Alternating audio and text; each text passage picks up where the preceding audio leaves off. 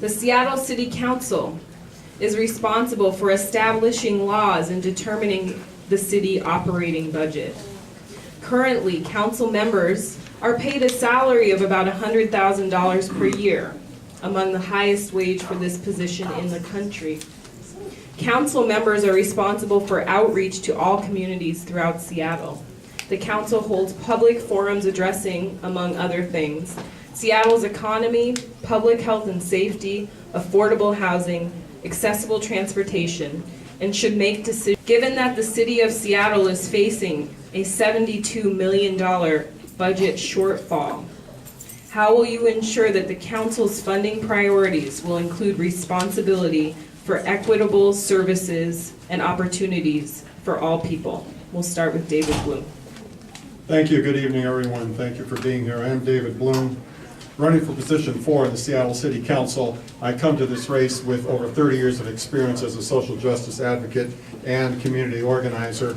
I've been endorsed by County Council Member Larry Gossett, 37th District Representative Eric Pettigrew, the pastor of New Hope Baptist Church, the Reverend Robert Jeffrey, whom I helped start the Black Dollar Days Task Force back around 1990.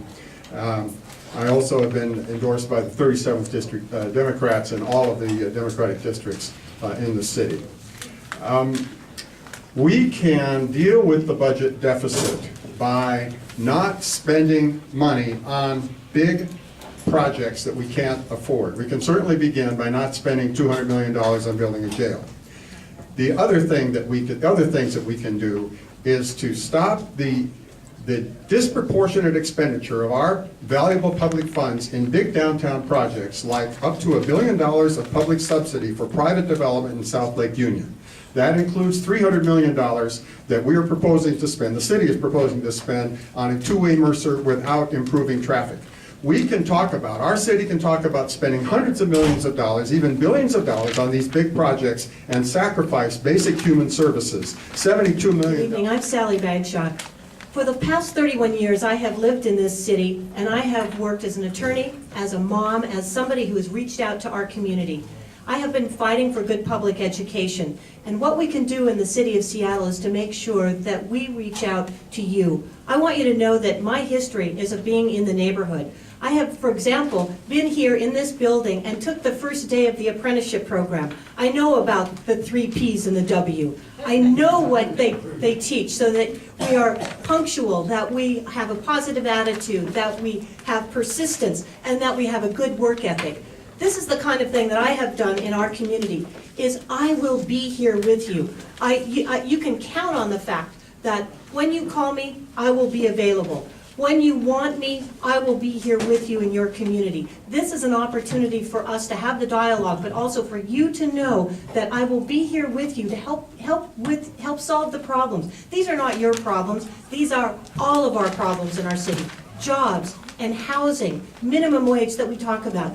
This is not a time for us to be negative. It's not a time for us to split neighborhood versus neighborhood, or to compete with downtown versus big business versus small business. It's really a time for all of us to get together and figure out our problems together. This is what I have done in my... I'm Robert Rosencrantz. It is great to be here. My wife and I are raising 4 kids, the 4th of which is now a 7th grader at Washington Middle School. I'm a product of Meany and Franklin High School. It is good to be here with the endorsements of Larry Gossett, Eric Pettigrew, and someone I've known for 40 years and have treasured my relationship with him, Reverend Dr. Samuel McKinney. The 3 things that I would like the city to do to make sure that communities of color aren't the first left behind when we start cutting budgets. The first is to eliminate that top layer of strategic advisors. When Greg Nichols took office, there were about 120 of them. There are about 400 of them now. That's a lot of overhead that needs to be left in the city budget. The second, and I've been a member of another organization that started in the basement of Mount Zion Baptist Church, Tabor 100, promoting African American economic empowerment, social justice, educational equity. Second thing we need to do is unbundle contracts at the city. They're too big. They make them big, and it's the big contractors who are able to get them. We need to carve those out so small entrepreneurs, which are largely coming from this community, have a chance at that. And the third thing we need to do is have a vision for rebuilding a job-growing economy, so that organizations like this latch on to the train that's going to be rolling under President Obama for clean energy, and that's going to cause environmental progress and economic improvement. Hi folks, thanks for having me. My name's Mike O'Brien. I'm running for City Council Position 8 also. And the question that was asked, I think, is a really pertinent question, because it comes down to what are our priorities in this community? What are the things that we want to be investing in? Because the decisions we're making today and tomorrow are going to define what our city looks like 10 years from now and 20 years from now. And it's so critical that we have our priorities straight. I mean, right now, we laid off 170 teachers in the Seattle School District. We closed the libraries. We're closing senior centers. We're talking about up to 20% cutbacks in Metro bus service.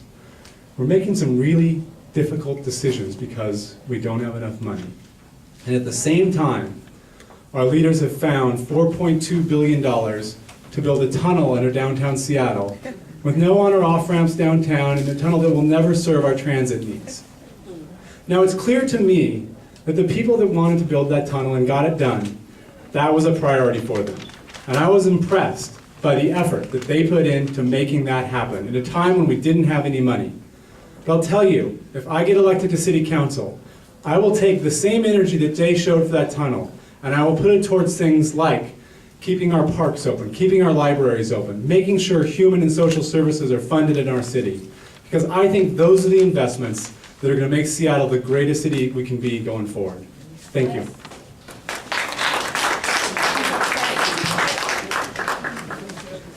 Hello, my name is Jessie Israel, and I'm running for position 6.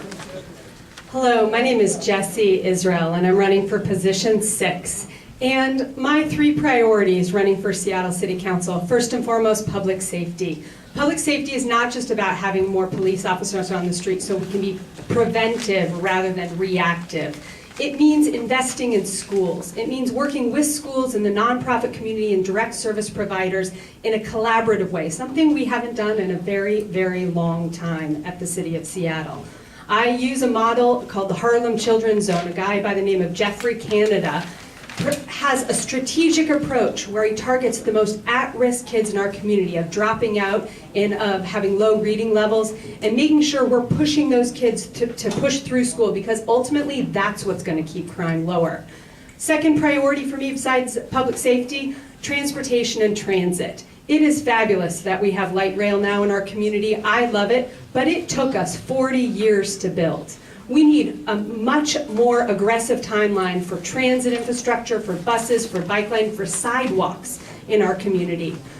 In answer to the question, I right now work I was hired by Ron Sims and work at King County and help run King County Parks in a time when we don't have enough money, after we lost 80% of our budget.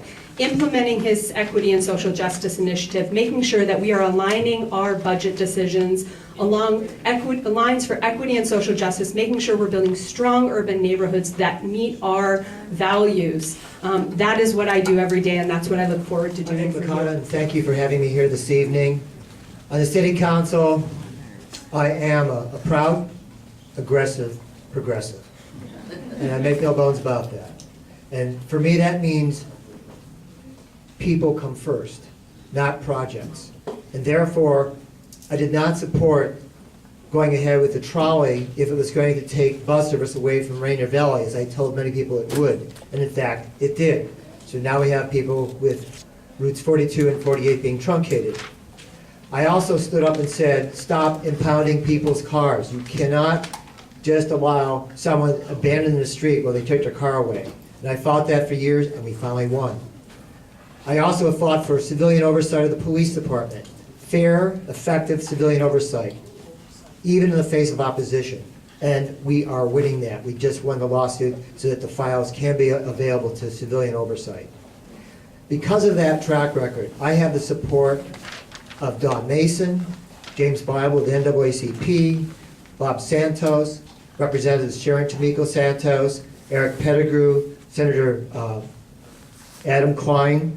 I have local folks like Eddie Rye, of course, King County Council Member Larry Gossett, the 37th District Democrats, and United Africa PAC.